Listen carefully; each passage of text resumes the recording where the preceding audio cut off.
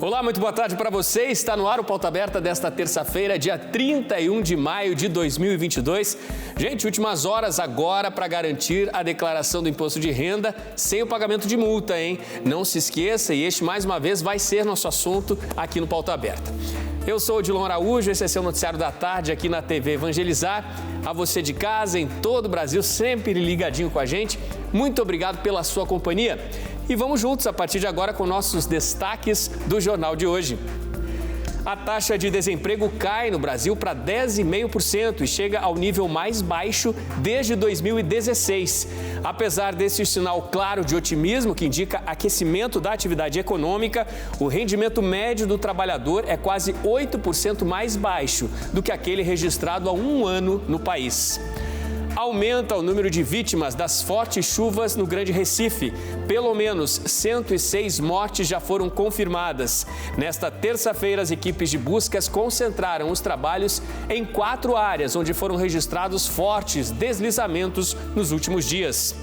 O adeus a Milton Gonçalves. Aos 88 anos, o ator e diretor de trajetória brilhante nos palcos e na telinha morreu ontem no Rio de Janeiro.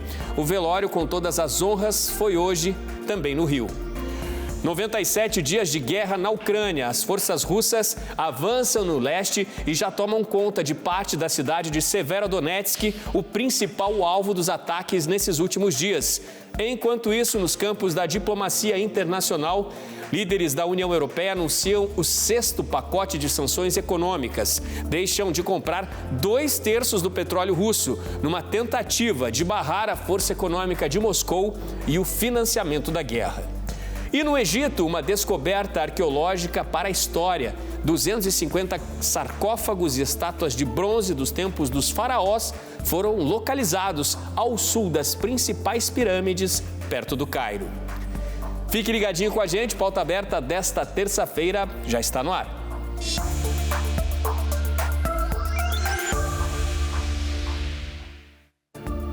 O desemprego no país caiu no mês de abril para 10,5% entre a população economicamente ativa. Ainda assim, são mais de 11 milhões de pessoas desempregadas. Os números foram divulgados hoje pelo IBGE.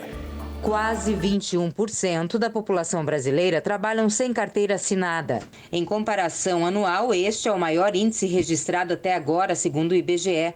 Já o desemprego registra queda de 10,5% no trimestre encerrado em abril, o menor nível desde 2016. Mesmo assim, o número de desempregados é de 11,3 milhões de pessoas. A população ocupada atinge recorde, mas o rendimento médio está quase 8% menor que há um ano. O desemprego recuou 0,7 ponto percentual em relação aos 3 meses anteriores e 4,3 pontos percentuais em um ano. Segundo especialistas, o Brasil é um caso raro de país com taxas de 2 dígitos de desemprego. O IPCA 15, que é a prévia da inflação, desacelera em maio, mas atinge 12,20% nos últimos 12 meses. Já o rendimento médio real do trabalhador foi de R$ 2.569 e representa redução de 7,9% em relação ao mesmo trimestre de 2021, quando o trabalhador recebia R$ 2.790. Ou seja, mais brasileiros estão trabalhando com carteira assinada no setor privado, mas recebem menos.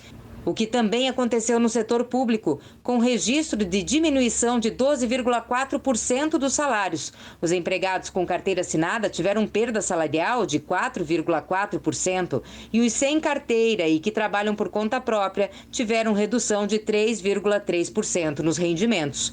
O número de pessoas ocupadas alcançou 96,5 milhões, o maior da série histórica iniciada em 2012. Destes, 38,7 milhões são trabalhadores informais. O número de empregados sem carteira assinada no setor privado é de 12,5 milhões de pessoas e foi o maior da série histórica do IBGE. Já os trabalhadores com carteira de trabalho assinada somaram 35,2 milhões, segundo o IBGE, e este é o maior número de pessoas com carteira desde abril de 2016. Mesmo assim, nos últimos 8 anos, o Brasil perdeu 2,8 milhões de trabalhadores com carteira assinada. O número de trabalhadores por conta própria chega a 25,5 milhões de pessoas, o que registra aumento de 7,2% em um ano. A recuperação do índice do emprego com carteira assinada registrou expansão acentuada no comércio, na reparação de veículos e motocicletas, nos setores de informação, comunicação, atividades financeiras e em atividades profissionais e da área administrativa. Em Pernambuco, subiu para 106 o número de mortos, vítimas das fortes chuvas que caíram sobre a região do Grande Recife. Nesta terça-feira, as equipes de buscas concentraram esforços na procura em 4 áreas de deslizamentos. Pelo menos 4.000 pessoas estão desabrigadas. As regiões mais afetadas foram a capital Recife, Jaboatão, Olinda e Camaragibe. Equipes do Corpo de Bombeiros procuram por mais 16 vítimas. Delas, 14 foram soterradas por barreiras que deslizaram e outras 2 teriam sido levadas pelas enxurradas. As buscas pelos soterrados ocorrem em 4 áreas de deslizamento. Na Vila dos Milagres, zona oeste do Recife, Jardim Monte Verde, limite entre o Recife e Jaboatão, Curado Quarto e Jaboatão e Areeiro, em Camaragibe. De acordo com a Secretaria de Defesa Social, há 14 desaparecimentos confirmados por meio de depoimentos de parentes. Outros 2 na Vila dos Milagres são imprecisos, mas também são checados pelas equipes. Uma das vítimas desaparecidas foi levada por uma enxurrada no centro de Jaboatão e a outra em Paratibe, em Paulista.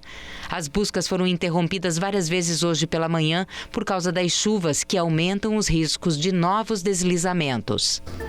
E um episódio muito triste, nesta terça-feira, de acordo com informações do Corpo de Bombeiros, entre os encontrados numa localidade chamada Vila dos Milagres, zona oeste do Recife, estavam os corpos de mãe e filha.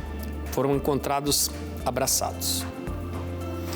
2 trens do sistema do metrô tombaram na manhã desta terça-feira na estação de Pirajá, em Salvador. O acidente ocorreu depois que um dos trens bateu em um caminhão de serviço. 2 trabalhadores e 4 passageiros ficaram feridos e foram encaminhados ao hospital, mas sem ferimentos graves. Em imagens compartilhadas nas redes sociais, é possível ver que a parte da frente de um dos trens descarrilou depois que acertou o caminhão de serviço. Por conta do descarrilamento, o trem tombou e atingiu a outra composição que estava no trilho ao lado. Em outros vídeos, passageiros são retirados dos vagões por trabalhadores. Essas pessoas não aparentam ter ferimentos graves. Por conta do acidente, a linha 1 opera apenas entre os terminais Acesso Norte e Lapa nos 2 sentidos. Ainda não há previsão de quando ela vai voltar a operar. Já a linha 2, que chegou a funcionar com velocidade reduzida em modo de emergência, teve o fluxo restabelecido. Em operação desde 2014, o metrô que vai de Salvador a Lauro de Freitas funciona com 2 linhas e 33 quilômetros de extensão. O sistema trabalha atualmente com 40 trens nas 20 estações, além de 8 terminais de ônibus integrados. Cerca de 370.000 passageiros são transportados diariamente entre Salvador e Lauro de Freitas, e mais de 1.400 trabalhadores prestam serviço à concessionária. Susto grande em Salvador hoje, para centenas de passageiros que usam o serviço dos trens na capital baiana. Vamos falar de saúde agora. O Brasil está em alerta com a chegada de mais uma suspeita de caso de varíola dos macacos no Brasil. Agora são 4 casos suspeitos no país. A nossa equipe conversou com uma médica infectologista para saber quais os riscos que chegam à população com o avanço de casos dessa doença. Os sintomas iniciais da varíola do macaco costumam ser a febre, a dor de cabeça, a dor no corpo, o cansaço e também calafrios. Sintomas parecidos com o da gripe e também da Covid-19. O Ministério da Saúde aqui no Brasil já está em alerta.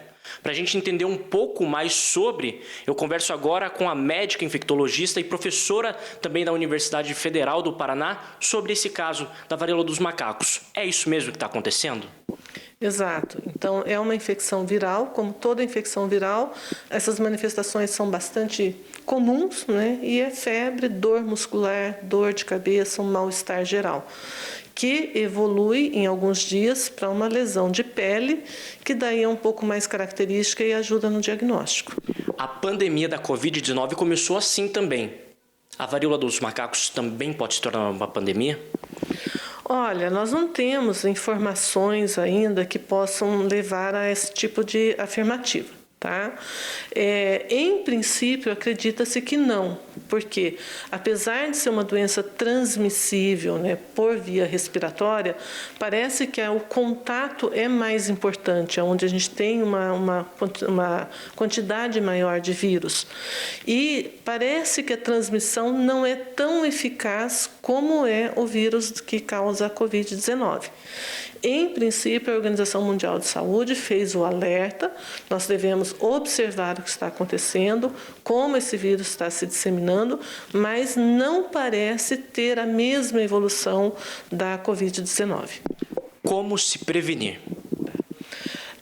Sempre tendo cuidado com o contato, né? Então evitar o contato muito próximo de pessoas que apresentem essas lesões na pele, principalmente, o uso de máscara, porque a via respiratória também é uma forma de transmissão.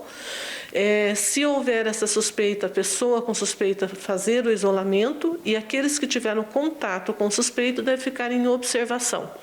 Tá? Mas, em princípio, é o uso de máscara, lavagem de mãos e evitar o contato com quem tem lesão de pele.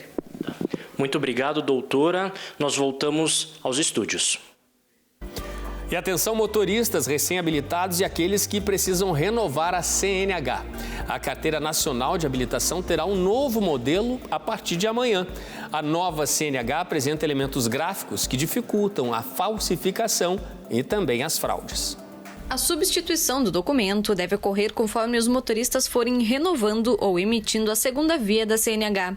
O documento agora pode ser físico ou digital. A nova CNH tem predominância das cores verde e amarelo e uma tabela para identificar os tipos de veículos que o motorista está apto a dirigir.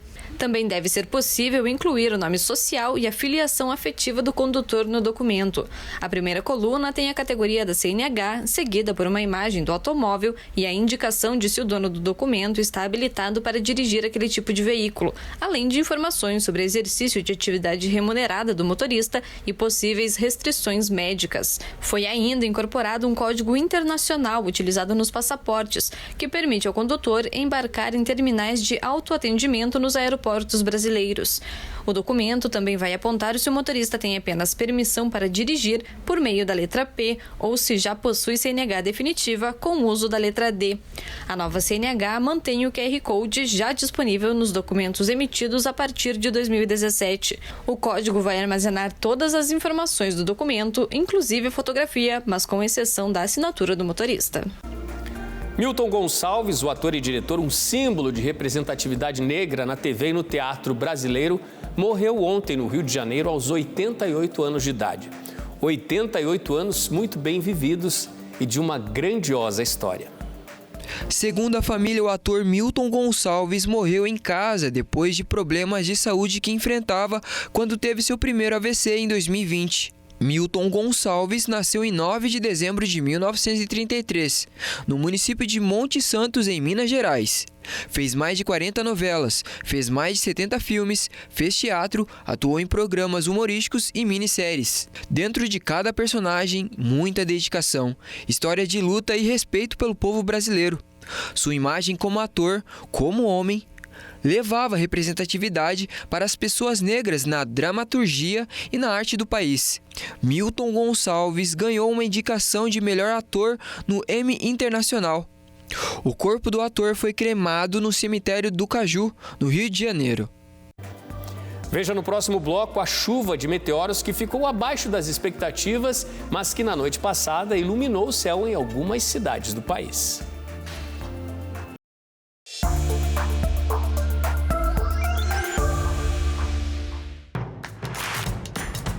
Não perca mais nenhum vídeo da TV Evangelizar. Inscreva-se agora.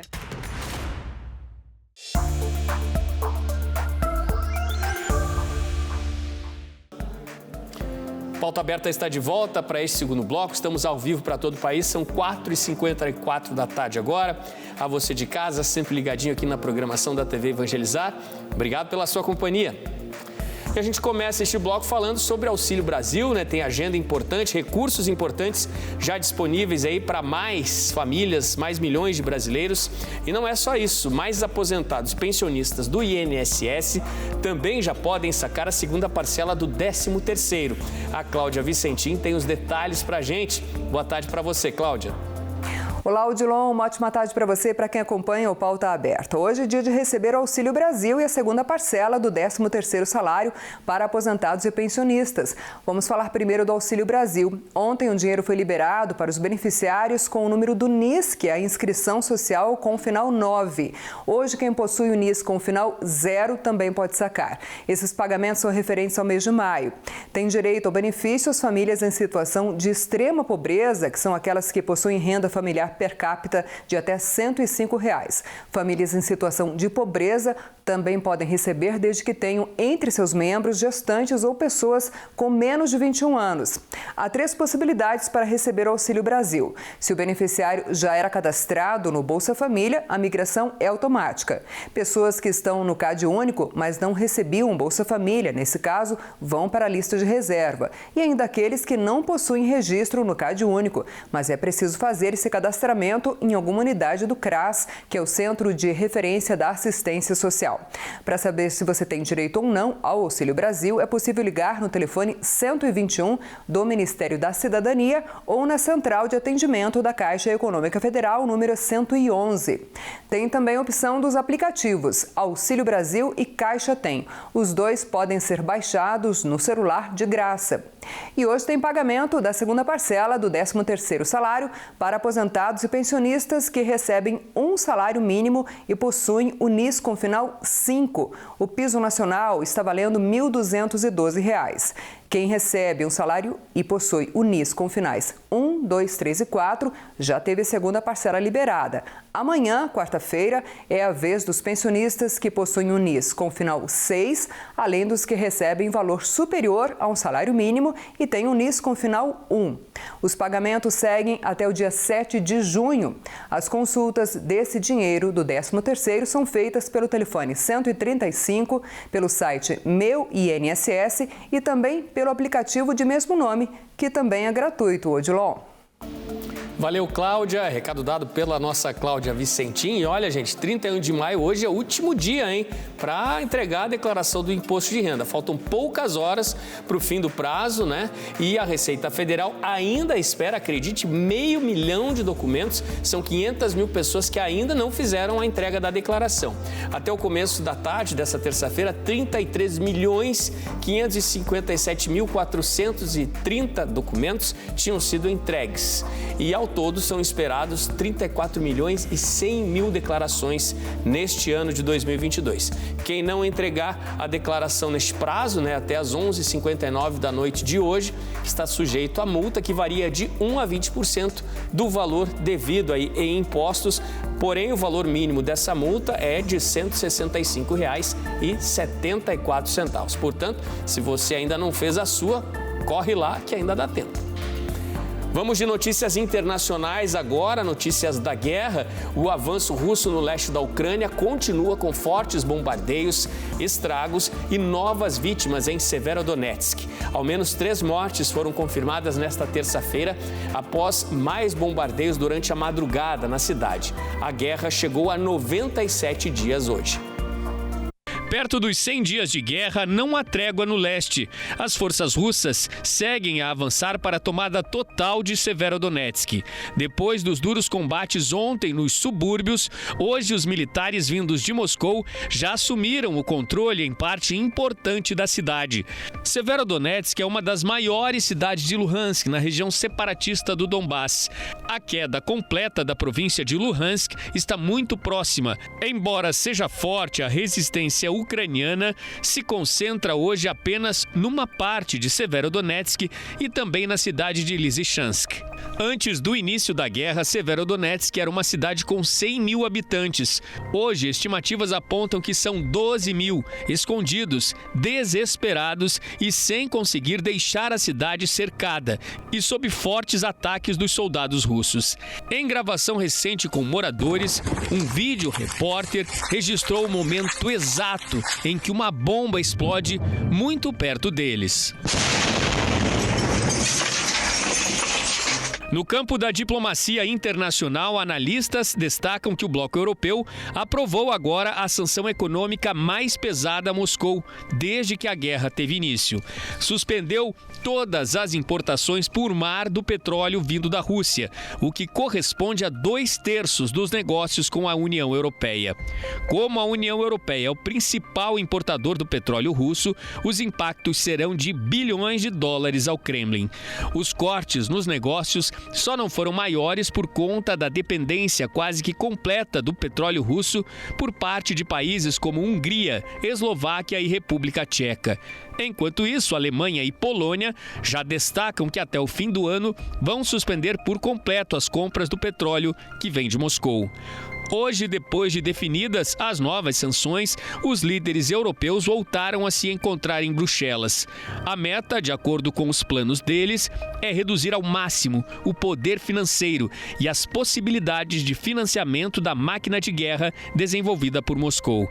Neste 6º pacote de sanções anunciado pelo bloco europeu, também está incluída a retirada do maior banco russo do sistema internacional, o SWIFT.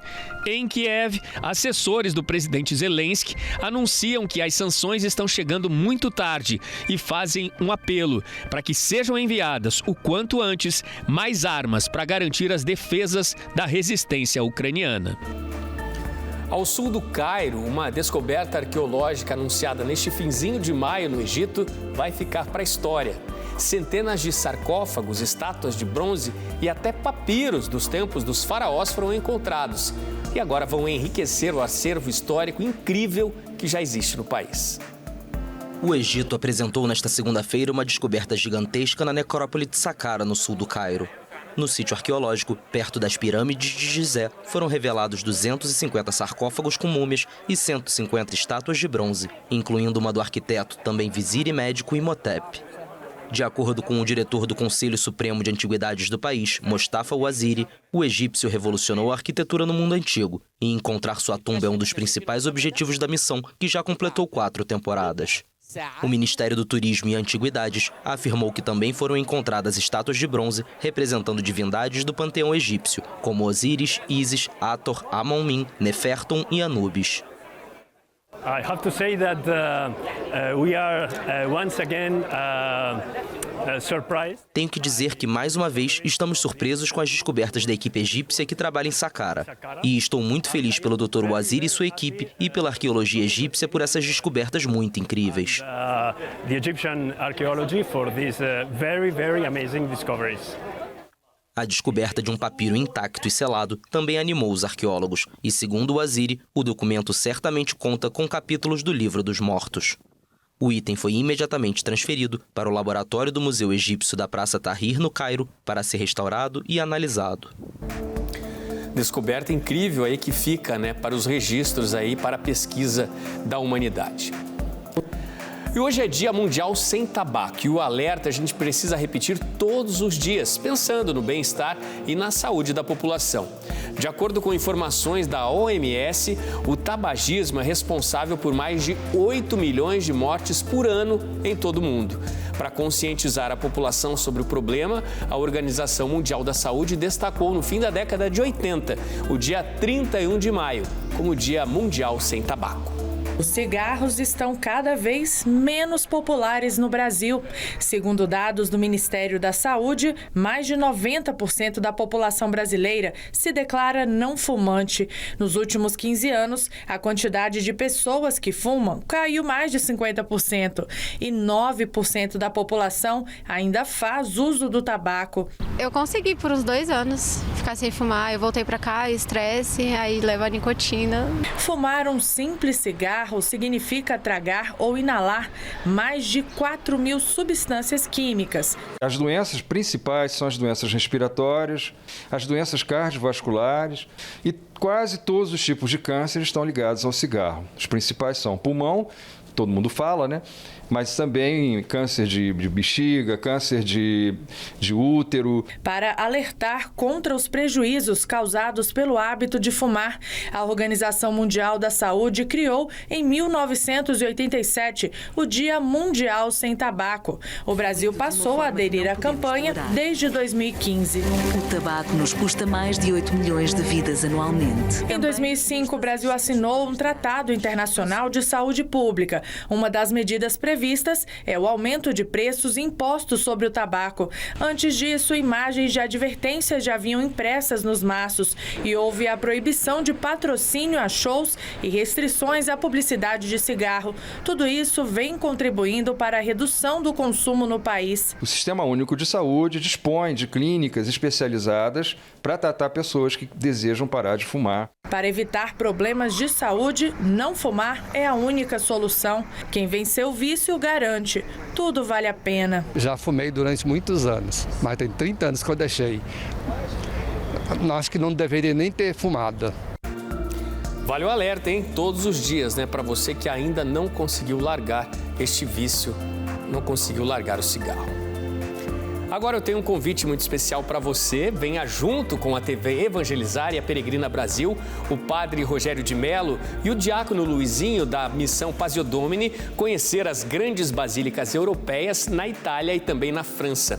Vão ser 16 dias de espiritualidade e imersão na Bíblia, visitando os lugares das aparições de Nossa Senhora, nas histórias dos santos e na cultura dos dois países. Você vai conhecer Roma, onde os apóstolos Pedro e Paulo foram martirizados, o Vaticano, San Giovanni Rotondo, a terra do Padre Pio, e a gruta onde São Miguel Arcanjo apareceu. A cidade de Lanciano, onde encontra-se o milagre eucarístico, Assis, terra de São Francisco e Santa Clara, e Cássia, cidade de Santa Rita, conhecida como a Santa das Causas Impossíveis. Você vai visitar Pádua, onde está Santo Antônio, e seguirá até Veneza para conhecer a incrível Basílica de São Marcos, onde estão os restos mortais do apóstolo e evangelista Marcos. Depois vai a Paris para visitar o Santuário da Medalha Milagrosa de Nossa Senhora das Graças, a Torre Eiffel e a Igreja de Sacré-Cœur. Peregrinar nos faz entender melhor as Sagradas Escrituras. Afinal, somos todos peregrinos. Peregrinar também é evangelizar. E evangelizar é preciso. Peregrina Brasil e TV Evangelizar, realizar o seu sonho é a nossa missão. O último domingo de maio é marcado em Curitiba por uma celebração muito especial à Virgem Maria, Mãe de Jesus. Numa paróquia da capital paranaense, do Santuário do Sagrado Coração de Jesus, uma exposição destacou as imagens belíssimas que revelam algumas das diferentes imagens associadas à parte dos mais de 1000 títulos que, estima-se, fazem referência e reverências à Virgem Maria. Maria ainda menina ou recebendo o anúncio do anjo. Maria grávida, com o menino Jesus ou com Cristo morto nos braços. São muitas as representações da Virgem Santíssima.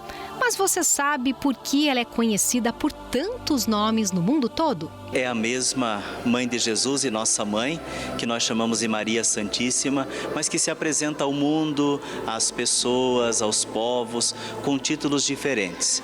De acordo com algumas aparições, em alguns lugares específicos, ou até tradições, que o próprio povo de Deus também criou em torno de Nossa Senhora. Estima-se que Maria tem mais de 1000 títulos. E para contar a história de alguns deles, o Santuário Sagrado Coração de Jesus, em Curitiba, promoveu uma exposição.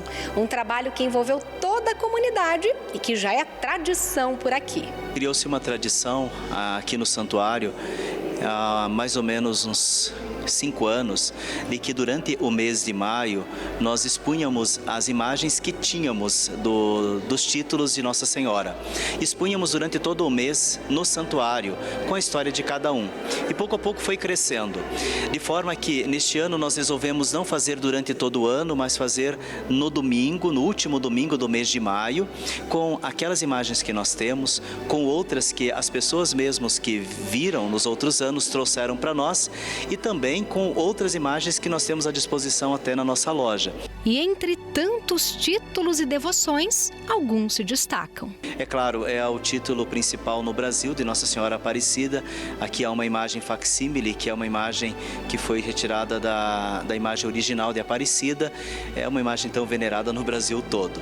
Mas também há outros títulos importantes, como o caso de Nossa Senhora do Pilar, que é um dos mais antigos, se não o mais antigo que existe. Ele está situado na década de 40, mais ou menos depois de Cristo. Então até é um título quando Maria ainda peregrinava antes de ser assunta ao céu, quando ela aparece a São Tiago, e assim também há esse título tão antigo de Nossa Senhora do Pilar. Os fiéis que visitaram a exposição ficaram encantados. A cada título, uma surpresa e uma forma de fortalecer ainda mais a fé na Santíssima Mãe. São muitas as Nossas Senhoras e cada uma traz uma mensagem diferente, né? Acrescenta mais. E algum título te chamou mais atenção? Por que te chamou mais atenção? Maria da Conceição. Não sei, achei a imagem dela muito bela, assim.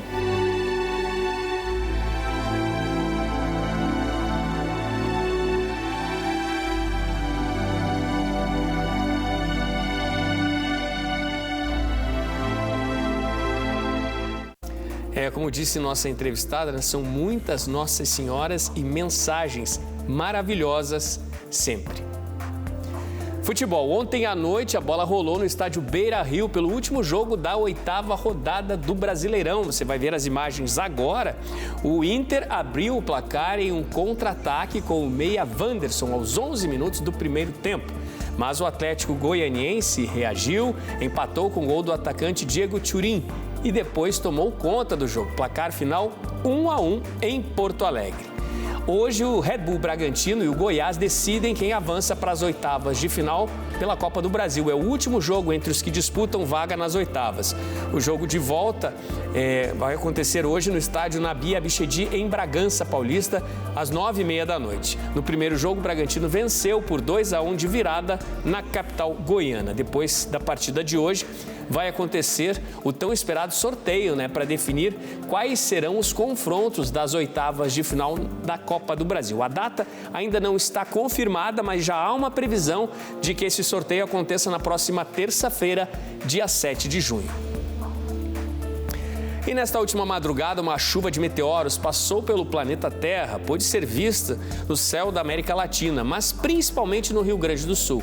Foi a primeira vez que o fenômeno foi visto em quase 200 anos. A última tempestade nesse nível foi registrada em 1833.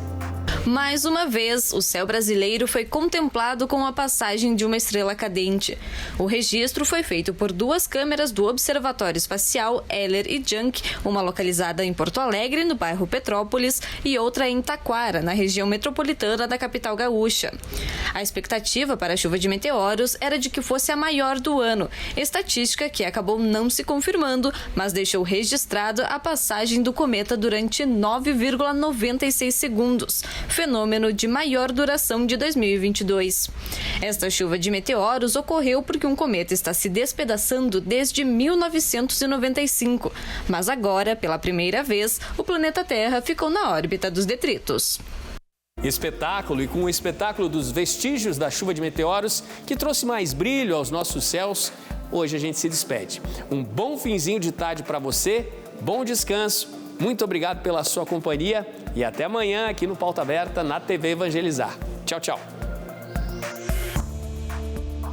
TV Evangelizar. Benfeitora Nacional.